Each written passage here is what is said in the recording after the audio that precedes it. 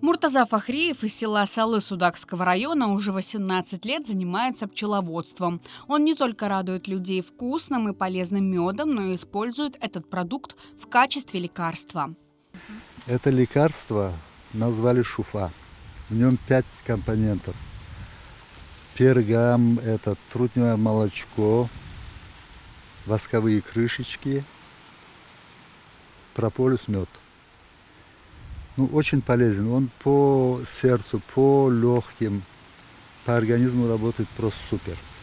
Вот еще одно лекарство, настойка восковой моли, тоже очень хорошо. Мы его попробовали. Вот 8 лет я уже занимаюсь. Просто этот пчелопродукт это супер. Личинка восковой моли настаивается на спирту. Мы сами не употребляем, ни мы, ни я, ни внуки. Таблетки вообще не пьем. Все вот сидим на вот этом. Очень полезно для сердца, по легким работает хорошо, иммунитет поднимает хорошо. Год назад Фахриев занялся апитерапией, лечением пчелами. Как он отмечает, биополе пчел позитивно влияет на нервную систему. Этот домик называется апидомик. Мы его построили с другом. И лечимся. Вот пчелки отсюда залетают. Влетают, залетают, работают, в общем, снаружи. Внутри их нет.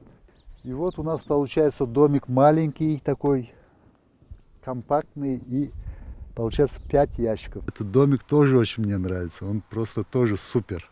Получается биополе, в биополе находится человек. Там сделано так, что крышек нету. Сетка, и вот это все выходит в этот домик. Получается ингаляция просто тоже хорошая очень. Там есть вибрация и невидимые электротоки, что ли, скажем, потому что у пчелок есть волоски на спинке.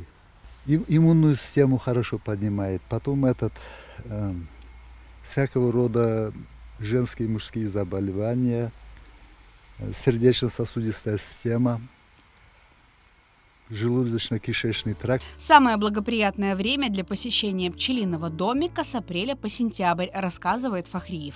Особенно пик получается во время взятки где-то июнь месяц.